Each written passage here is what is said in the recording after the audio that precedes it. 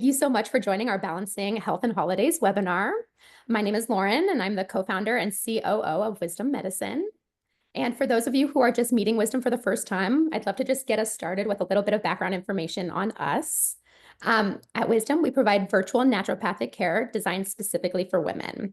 And I started Wisdom to help other women access the type of care that I so badly needed for my own health concerns and my own health journey. I had really painful cystic acne and irregular periods for years and just couldn't find a doctor who would take those health concerns seriously and help me figure out what was causing those symptoms. And so that's why our mission at Wisdom is to help women uncover the why behind their health concerns, but by providing them with a practitioner team who is committed to investigating all symptoms, whether those symptoms are minor, significant, or even invisible. And so our practitioner team is made up of naturopathic doctors and functional nutritionists who are all specialized in natural medicine, so nutrition, supplements, and lifestyle changes, as well as women's health, so hormones, digestion, and all other health concerns that women most frequently experience.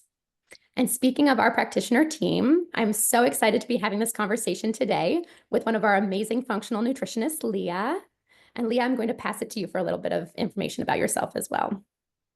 Sure. Thanks, Lauren. I'm super excited for this webinar. My name is Leah Barack. I am a functional nutritionist, and I specialize in women's hormone health and digestive support, gut health. And yeah, I'm excited about this topic because it's something that I've been talking about in a lot of my nutrition consults. So I think, spreading the word, especially this time of year, is definitely needed. So looking forward to this chat with you, Lauren.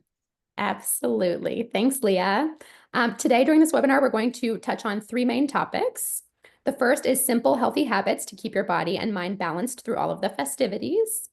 The second is how to tune into what your body really needs and to silence the shoulds. And the third topic is what to do if you've overindulged so that you can shake off that tired and bloated feeling. And so just to get us started, I'd love to take a step back and just really think about what this time of year feels like for so many of us. I know that for me, it means a lot of gatherings, a lot of sweets at those gatherings, and other foods that kind of feel like indulgences to me. And they might be foods that I reach for less often during other times of the year. And so when I think about forming healthy habits, I'm honestly conflicted, as I think many of us are this time of year, because indulging is so much a part of the holiday culture. And so my first question for you, Leah, is can we still form healthy habits this time of year without it feeling restrictive?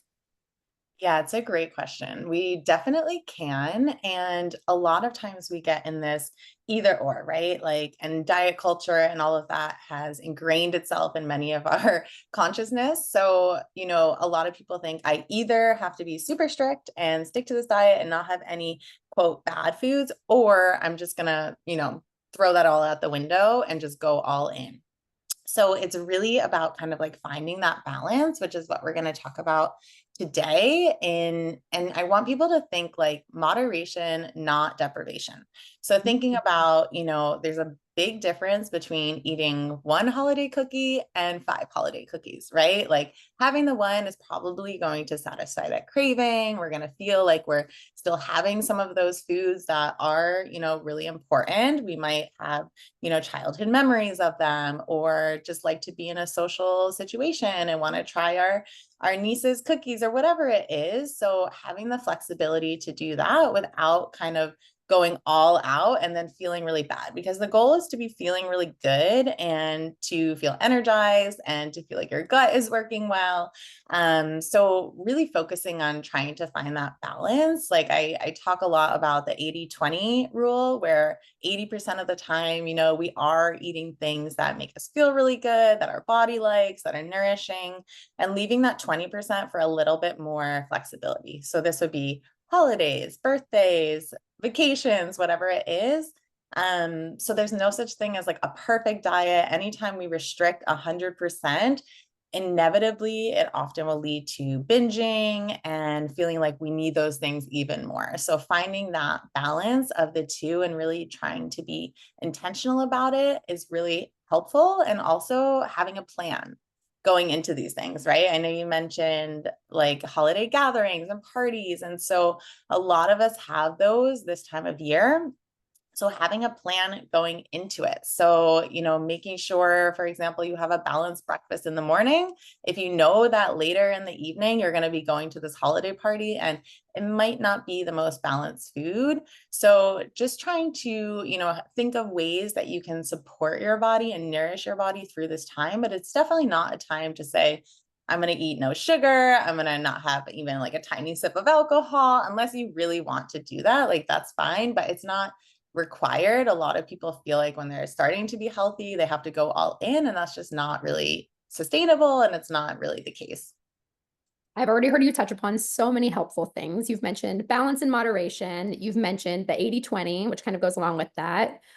You've also mentioned going in with a plan. And I think that that's such a unique idea for approaching this instead of figuring it out in the moment. So I'm hearing that having a plan is maybe the number one goal. Are there any other main goals that you recommend for this time of year in terms of forming healthy habits? Like, what are we trying to accomplish beyond balance? Totally. So I always like to think about like what are the low-hanging fruits, foundational things that are really important. So with nutrition, with health, there's so many things, right? Like there's so much information out there, so many people telling you do this, don't do that, all of these things. And so it's important, especially this time of year, to really focus on the basics, like Mhm. really just tuning that in. So it's hydration, right? This is something that a lot of times gets overlooked because it seems so basic, but especially this time of year, as it's colder, I find people don't drink as much because it's not hot outside. So really making sure you're hydrated, and that can really help with energy, with all of these other things that a lot of people struggle with this time of year. And especially if you are drinking alcohol, which I know we're going to talk about later, that really dehydrates you. So, really just focusing on hydrating first thing in the morning throughout the day as well. Also, moving your body. So, again, when it's darker, when it's colder, people are typically more stagnant. You're too cold. You don't want to go outside for your regular walk. So, just keeping movement, whether it's like an online Pilates class or stretching or, walking up and down your stairs. It doesn't have to be something totally crazy, but keeping the body in motion can be really helpful as well. And then sleep. So sleep is huge, and think about embracing the darkness. So it's dark outside. We really want to focus on sleep for a number of reasons. We'll talk about blood sugar, I'm sure, but that even directly impacts how your body is basically using your blood sugar and how your insulin is responding. So, really embracing sleep, which is so helpful and will also help with mood and energy and all of these other things that a lot of people do struggle with this time of year. And then, just from a nutritional perspective, like really thinking about whole foods over processed foods as much as possible. So, this time of year, there's so many processed foods out there, right? I just went to Trader Joe's for the first time in a really long time.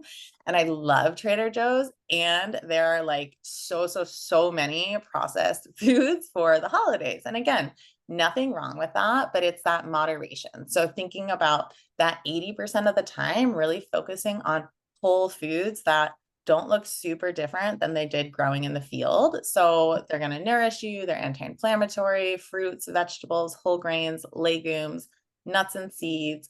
That kind of thing is very beneficial to have in. So really focusing mostly on whole foods as much as possible. Again, finding that balance and really, sticking with it. And then balancing blood sugar is really key. So I'm sure we'll talk more about that, but especially this time of year where there's so much sugar, there's alcohol, there's all of these things. We might be moving less. So really focusing on balancing your blood sugar for hormone health, for energy, for inflammation, for all of these things is really important too. What I love about the things that you just mentioned is they're all doable things, most of which are free. As aside from the grocery shopping, you mentioned sleep, you mentioned movement, and those are all things that we can do from home if we want to, hydration. And so I'm thinking we do dive into blood sugar right now, and I'm curious if you can share just a little bit about why blood sugar matters this time of year, before we dive into like how to get started.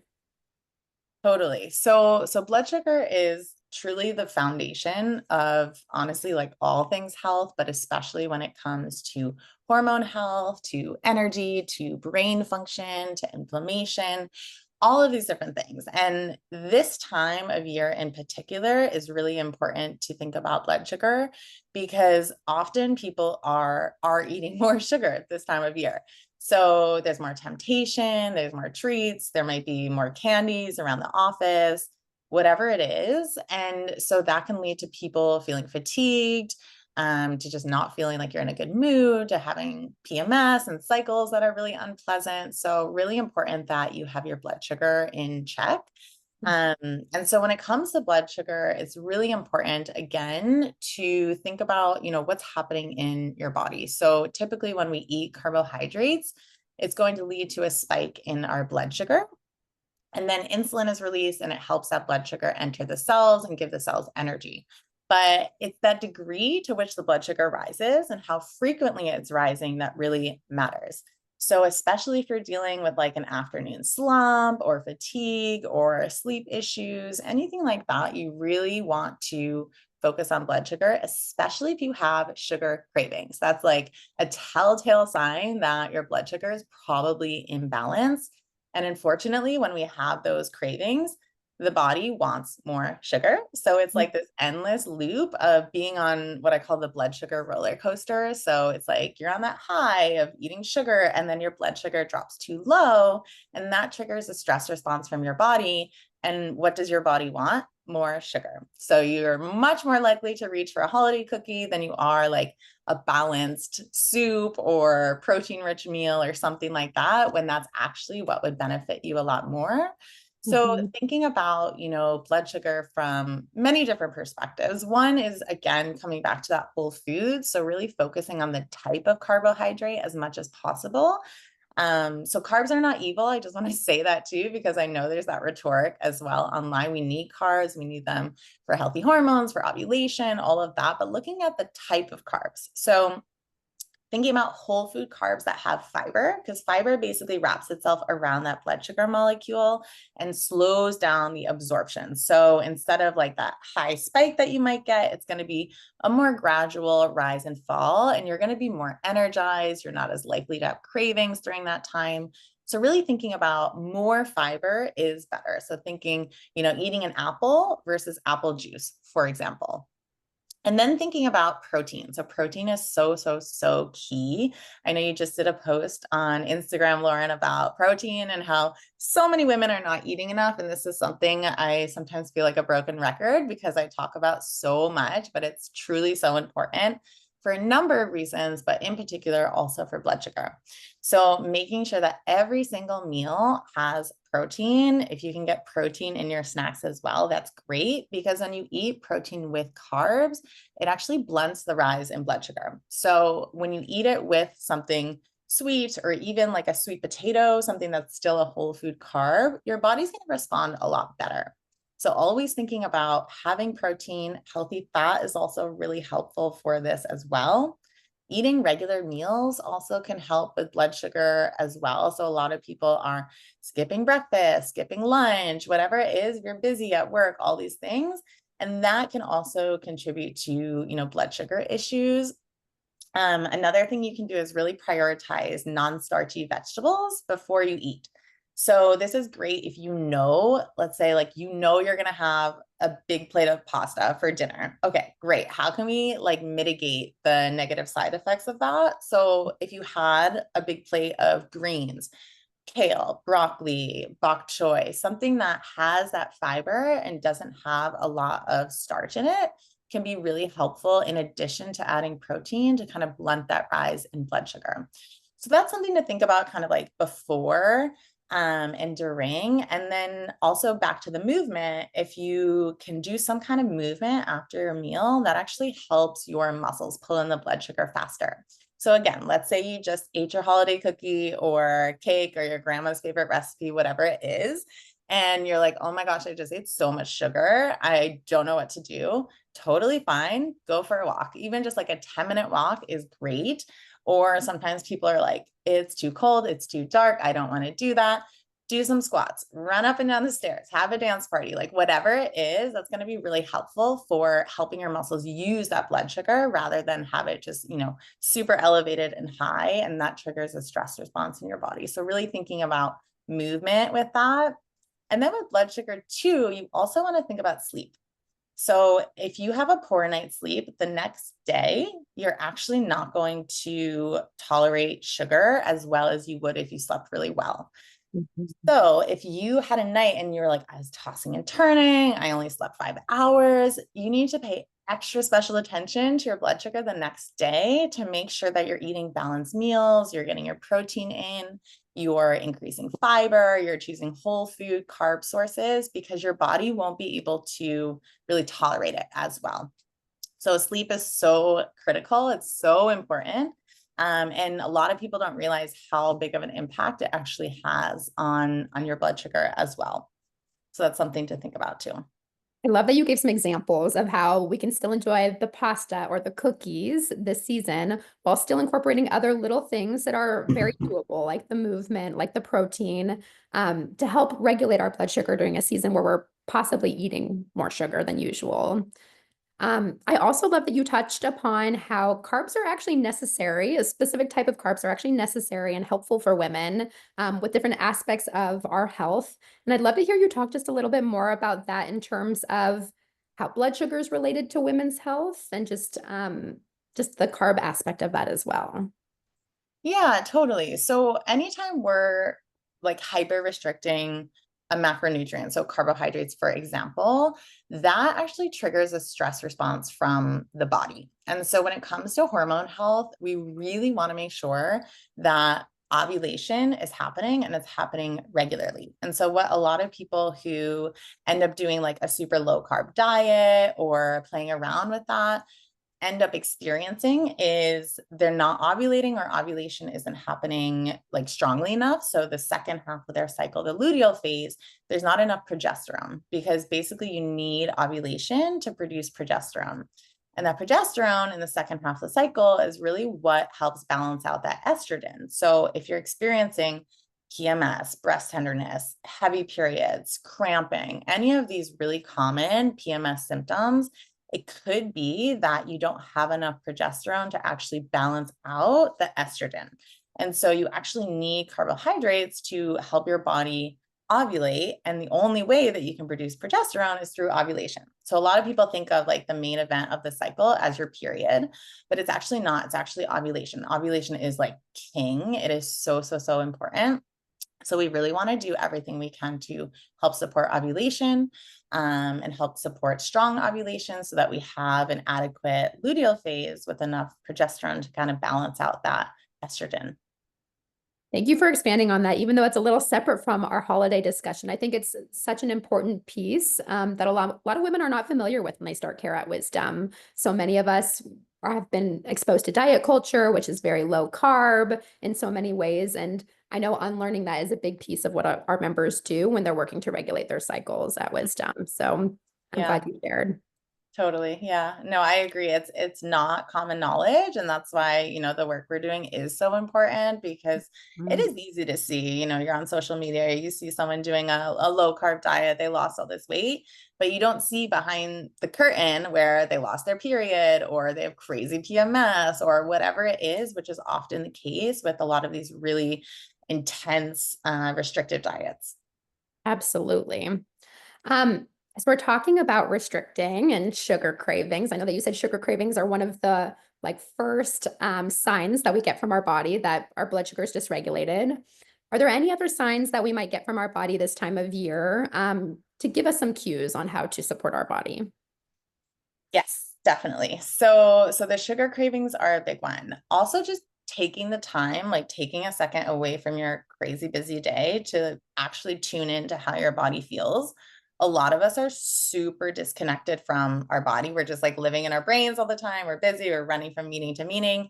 We're not actually tuning in and noticing how our body feels. And the body is so incredibly wise. So it can tell you things once you learn how to kind of translate that into language and understand what it means. So the cravings are a big one. Most people do actually notice that, right? Because it's pretty invasive. You're like, I want that chocolate or I want that cookie or whatever. But there are more subtle things that the body is trying to say to you and you're not necessarily listening or understanding that that actually is, something that there is an underlying issue that you can address and get rid of that or alleviate that or whatever it is. So things like skin, like how's your skin health? Is it super dry? Do you have acne? Do you have rosacea? All of that can be a sign that there's something else happening that, again, your body's kind of like asking you to look at. Energy is a huge one. A lot of people struggle with low energy or, low energy, not able to get out of bed, or that like 2 p.m., 3 p.m. slump that a lot of people struggle with. That's not how you should, or that's not normal per se. So we want to feel energized. We don't want to have to feel like we're relying on caffeine to get through the day or sugar to get through the day. So taking a look at that, that can be a really big sign again that blood sugar is dysregulated if our energy is low. Another is mood. So like, how's your mood? Are you snapping at everyone, especially, in PMS window frame, like that time frame before your period? So looking at that, how is your mood? And then looking at bowel movements, like gut health, how are you digesting? Are you bloated after every meal? Like, are you not pooping for 4 days? Are you pooping too much? Do you have diarrhea? Do you have stomach pain? Like what is happening there? Because that also is a sign that something's off. Sleep is another one. Like, are you sleeping through the night? Do you feel well rested in the morning? Those are all things that you definitely want to make sure are in check, as we talked about all of those important things with blood sugar and sleep. Also, has your cycle. That's a huge one. I call your cycle or your period your monthly report card. So it's really your body kind of like giving you feedback on, how the last month went, how the last 3 months went. And you can use that as information of like, okay, we're on the right track, or we need to change something up, because that PMS, it's very common, but it's not normal. It's really a sign from your body that something's up, and it's your body kind of like asking you to look at what that might be so that you can remedy it. You touched on one thing a couple times that I think is so important for us to just really like resonate with, which is the common but not normal statement. You mentioned that for the afternoon slump, but also for different PMS type symptoms. And I think that that's one of the, like a big principle that wisdom is built around is just there are things that we as women experience really frequently and really commonly amongst us, but we don't have to be experiencing those symptoms. It's not necessarily normal for us to be feeling that way. I think that really connects to what our goal is of having this conversation with just feeling better this time of year. It's not about being perfect, but it's just about supporting us and feeling our best. And that's why we want to address these symptoms that are common but not normal, so that we can be feeling it's possible to feel better than that.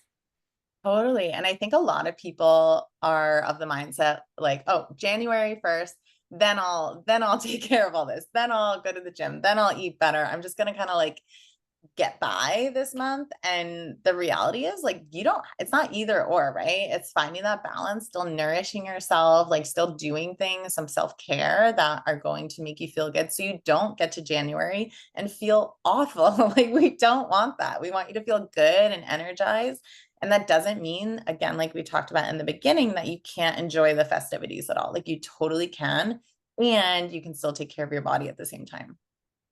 So if we wanted to start planning now, like say someone here today wanted to just get started instead of waiting until the new year to start working on some of these goals. I know you mentioned creating a plan heading into the festivities, but is there anything else that you recommend doing to kind of set up for success with our health heading into the new year? Yeah, so in terms of kind of like holiday party type situations, if you're worried there's not going to be, any healthy food, or it's going to be a lot of carbs or whatever, you can bring your own dish, right? Like bring your own healthy dish and, bring that to the party. I'm sure everyone else will appreciate it too. I know I would for sure. So having a plan in that sense can be really helpful for those parties. Um, as I mentioned before, like breakfast is so key. So, you only have so much control over things. So, like if you are, let's say, traveling home or going to family um, during this time of year, and you're like, I don't really have any control over what I'm eating except for breakfast, then have a protein rich, balanced breakfast. And then know that it's okay if lunch and dinner aren't perfect. So, just focusing on what you can control. So, maybe that means adding an extra serving of vegetables, or adding some extra protein to help with blood sugar balance, or going for a walk after dinner if it was kind of like a heavy dinner. So thinking about those things can be really helpful. And then also, the other things we talked about, the hydration, the sleep, all of that is really, really key. So I don't know if I answered your question fully, Yeah. Lauren, but let me know if there was anything else you asked with that. No, I think that's great. I think that's so helpful, especially that recommendation you made about having a balanced breakfast, even if the rest of the meals aren't going, you're not going to have as much control over those.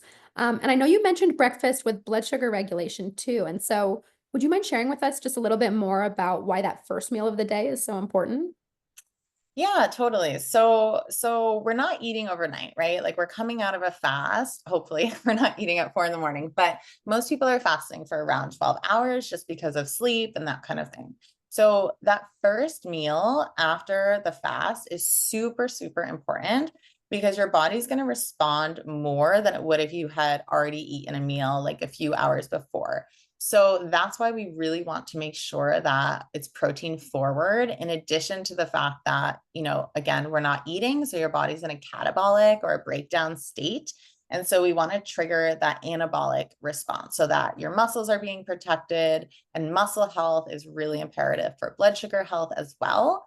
So that first meal, your body's extra sensitive. So if you have an imbalance breakfast, like a standard American breakfast of like a croissant or pancakes, waffles, bagel, whatever it is, your blood sugar will respond even more in that first meal of the day than it would if you had that same exact meal, like after you had had breakfast, after you had had lunch, or even dinner. So that's why that first meal is so important. And it's kind of backwards, right? Because a lot of people are like, oh, but I like a sweet breakfast, or we grew up having something sweet in the morning. But it's really important to focus on that first meal of the day because that also impacts how your blood sugar responds to everything during the rest of the day, too. Love that you explained that it's so important because our blood sugar responds differently if we have that protein and that nutrition, that fiber first before we eat the croissant. Because I think it's so tempting for people to not eat leading up to a big holiday meal that might be later in the day. And so just knowing that it's actually more supportive to our body to eat beforehand is really, really useful. 100%. And I see a lot of people doing this. I know Thanksgiving already passed, but a lot of people do this for Thanksgiving too, because, traditionally it's a huge meal and they want to save calories per se. But also the other part of that, besides the blood sugar response, is that you're probably going to be so, so hungry for that meal that like all of your inhibitions are going to go out the window and you're going to just like eat way more and way more of those foods that might not make you feel great during that one meal. So you might feel more balanced going into that meal if you've already had, a balanced breakfast, a balanced lunch, and then eat dinner and in moderation have some of those treats, but not like gorge yourself on them than you would if you fasted all day. And then your body's like, oh my gosh, I need all the food, right? So that's something else to think about with that too.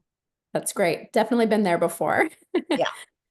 Um, a little bit of a segue. We haven't really talked so much about alcohol, which I know is another in type of indulgence this season for a lot of people. And I'd love to just hear your thoughts on ways that we can still enjoy that, where we can modify with alcohol. I know you mentioned hydration, but is there anything else?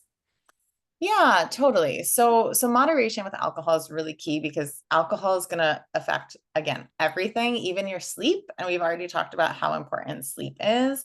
So, no one likes to feel how you feel right the day after you've had some alcohol. We all kind of know how that feels. So maybe keeping it, just to the weekend, or maybe one day a week, or you have a holiday party coming up. Maybe you choose, okay, I'm not going to have some alcohol leading up to that because I know I'm going to enjoy it at the party. So just, looking at how much you're actually drinking is a really important place to start. Because it also affects things like your gut health. So looking at that, it's going to increase inflammation. It can contribute to blood sugar imbalances, like I said, poor sleep. So it really does affect all of these things. Again, that's not to say don't have any alcohol. I totally get that. It is something people like to enjoy this time of year. But if you are going to have alcohol, choosing a lower sugar option will probably be best. So typically like a clear alcohol plus a club soda, or, a dry wine rather than like a super sugary cocktail. And then, yeah, thinking about hydration. So, for every alcoholic drink you have, having 2 cups of water to kind of help with that rehydration process. Sure. And so that's something to think about. And then also liver health. So alcohol takes a toll on the liver. So really thinking about, okay, how can I give my liver some extra love? So maybe you include some more bitter foods in your diet.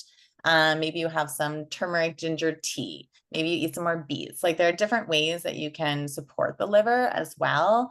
Maybe you want to go to the sauna and sweat it out the next day, or do a workout, that kind of thing, or some dry brushing or lymph massage. There's like so many different ways that we can support our body with this. There's also some supplements as well that can be helpful if you know that you're going to be drinking alcohol, or to kind of help support your body and to support your liver detoxification. So that's what I would say when it comes to alcohol. That's super helpful. And I love that you mentioned some specific foods that you can eat as well to really support the body, whether it's before or after drinking.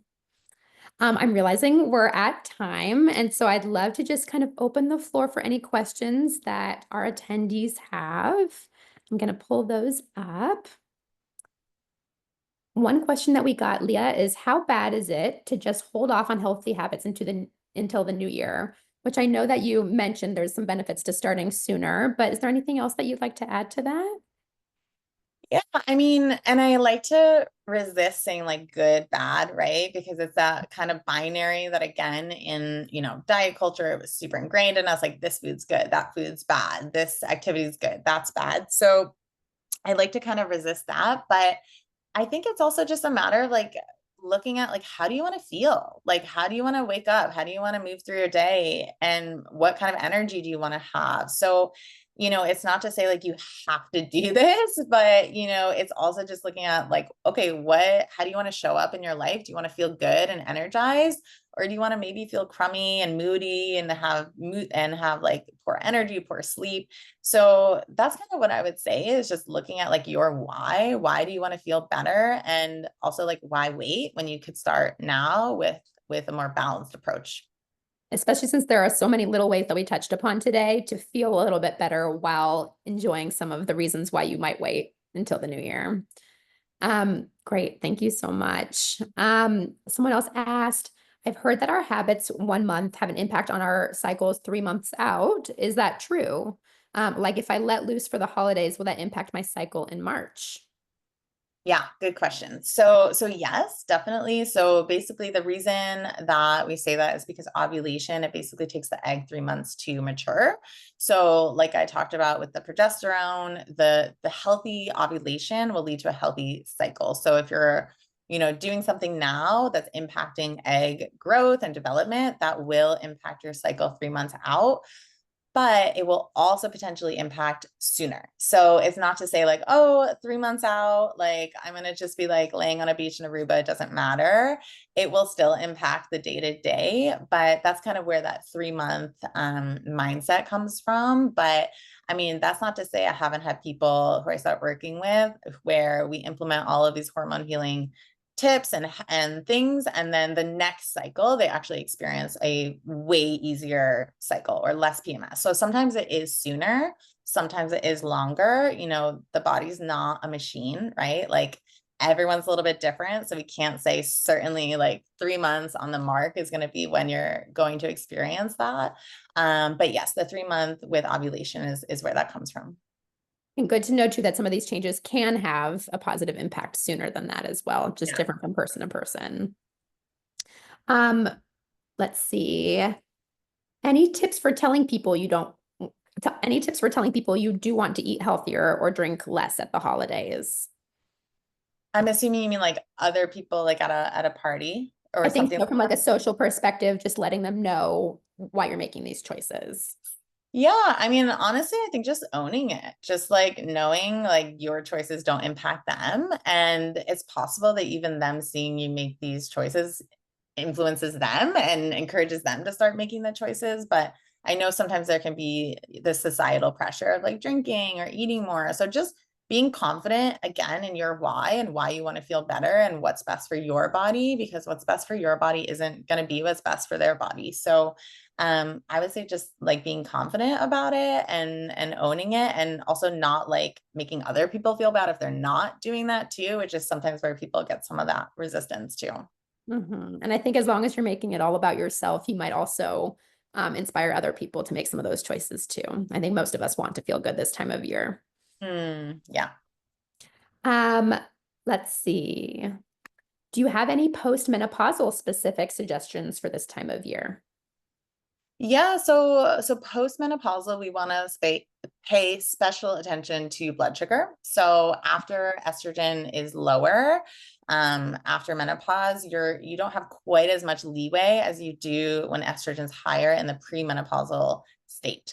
So really focusing on breakfast, really focusing on even more protein than you ate when you were younger, which again, a lot of women don't realize is you need much more protein after menopause. You start losing muscle mass at age 30. So you really want to be ahead of the game, but it's never too late to start. So I would say focusing on protein and paying extra attention to blood sugar. Super helpful. And I think we just have one more question, Leah, which is there an ideal time of day to eat sweets that helps with digestion? Yeah, so I would say if I had to pick like one time of day that would be ideal, it would be right after a balanced lunch. So typically digestion is strongest in the middle of the day. So having a balanced lunch first with protein, like 30 grams of protein, a lot of non-starchy fiber, plant foods, and then having sweets, that's going to lead to not quite as high a blood sugar spike as if you had it like first thing in the morning or on an empty stomach at like 3 in the afternoon or something like that. Great. And I know it's similar to your example earlier with eating the croissant after the protein as well.